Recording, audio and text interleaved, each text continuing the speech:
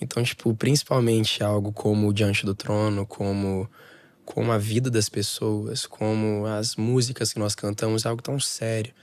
E eu vendo o zelo dos meus pais, que a mamãe acabou de falar, falou muito do meu pai. Mas, nossa, eu amo falar do meu pai. Eu amo falar do meu pai porque ele vive uma vida de zelo pelo Senhor que me constrange. Me constrange. Ele é minha referência de homem aqui na Terra. Então eu vendo a boa mordomia da presença do Senhor, da intimidade, eu vendo como a minha mãe Mas assim, carrega tudo isso. pra galera que tá aqui, assim, que você puder falar. Sim, sim.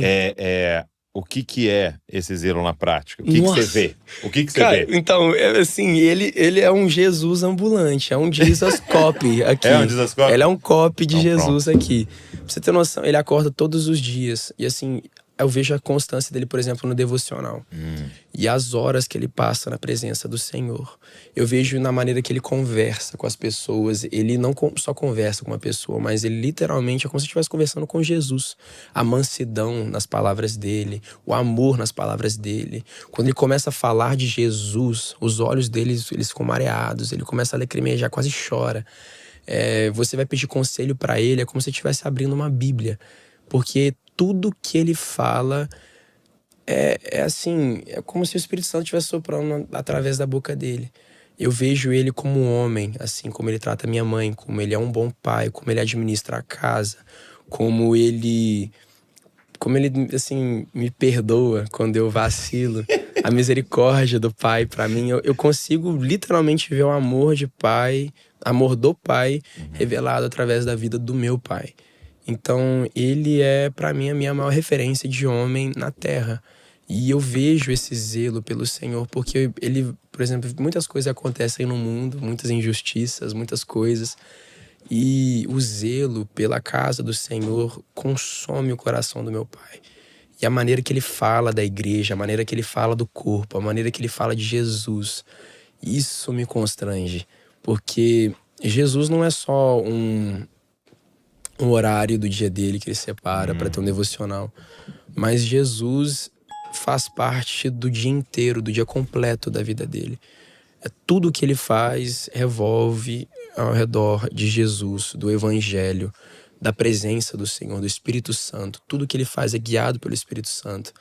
E pra mim não existe homem mais sábio, não existe cara mais inteligente, não existe mais ninguém, assim. Pra mim ele é referência de tudo.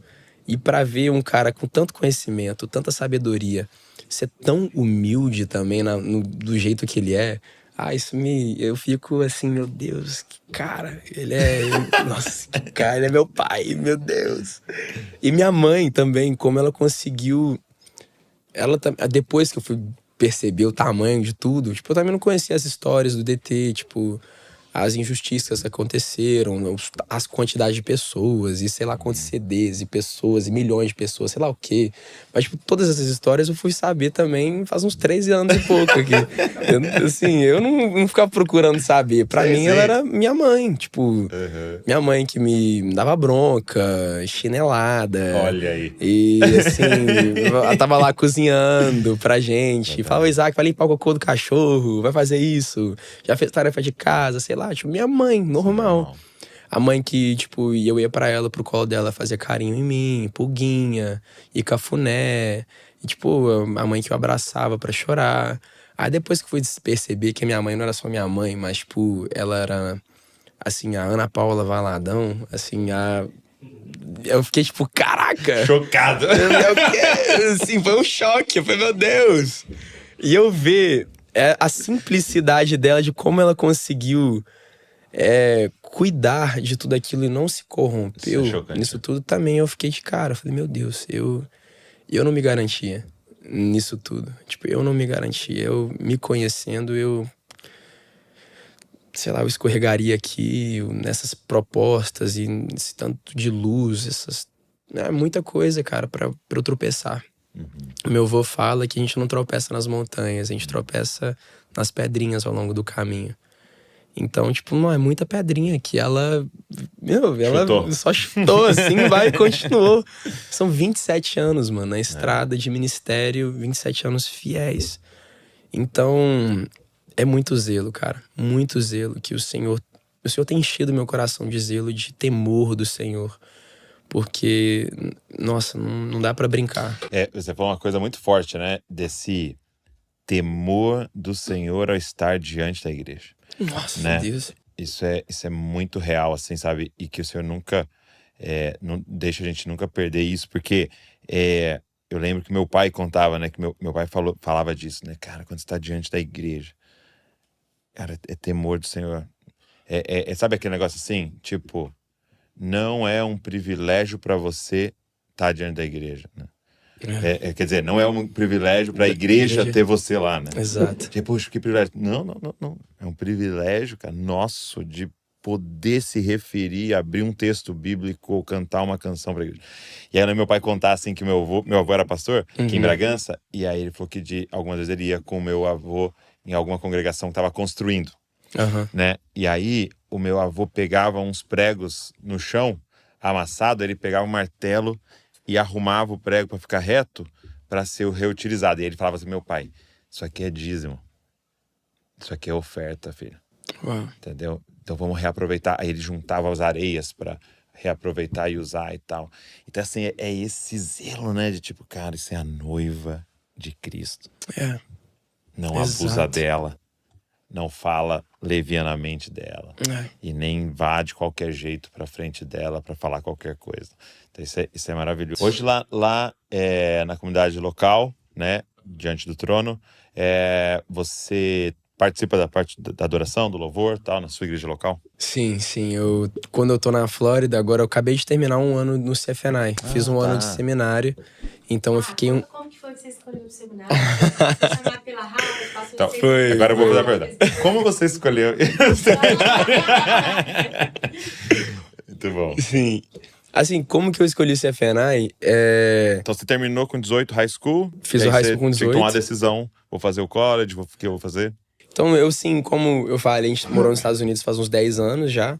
Então a gente teve uma adolescência, infância, high school, middle school, tudo isso muito normal. Como falei, eu fiz vários esportes durante a high school inteira. Sempre fui muito intencional nos meus estudos também. Então, assim, eu passei em várias faculdades. Todas as faculdades que eu apliquei, eu passei. Então, Legal. Todas as faculdades da Flórida eu passei, todas Aí com você bolsa. ia fazer o quê? Eu ia fazer Business and Financing. Finanças e negócios. Finanças e negócios. Aí eu tava ali, focado, passei. Como um dos 1000 melhores alunos de high school do país. Foi chamado pela Harvard como um dos 1000 melhores alunos do país. Foi... Então uma das opções era Harvard. Uma das. Você chegou a fazer Eu cheguei a fazer um curso lá, eu passei um tempinho lá. Ele também fez um estágio de 2 semanas na Broadway. Fiz um estágio também, 2 semanas na Broadway. Eu vou fazer podcast só com a mãe da pessoa aqui. É muito mais profundo. Ela dá uns detalhezinhos. Mas eu ficava Justo.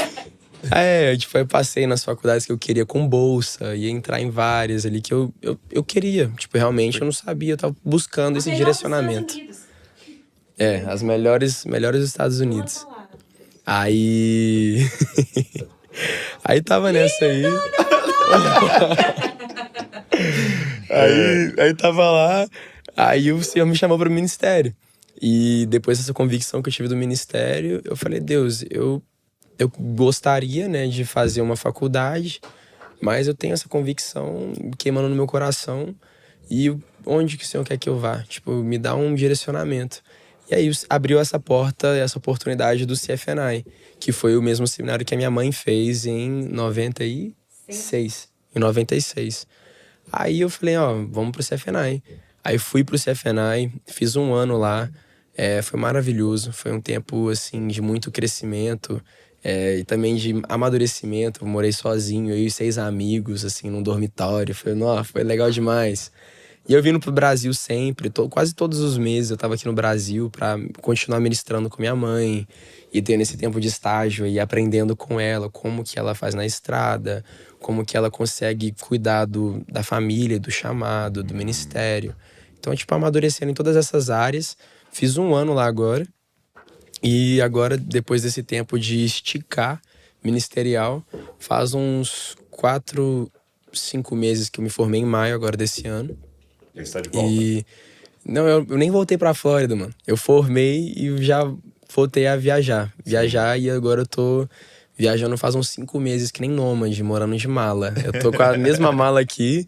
Fui pra Flórida acho que umas 2 vezes por período de 12 horas pra lavar a roupa e botar as roupas na mala de novo. Então, tipo, e isso é algo que eu orei. Assim, eu pedi pra Deus essa correria.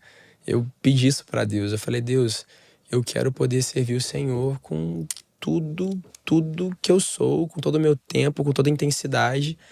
Então, tipo, eu orei pedindo isso pra Deus. E agora eu não vou ficar reclamando que eu tenho muita coisa, dá muita coisa que eu tenho que lidar, sabe? Que eu tô sobrecarregado. Lá em Dallas, sou apaixonado no Upper Room. Você chegou Nossa, Deus. Cara, eu ia pro Upper Room todo dia. Imagina. Todo dia, de 5 horas... Não, eu acordava 5h30 da manhã. Ia pro Upper Room abrir às 6, que eles têm a casa de oração. O primeiro turno é 6, né?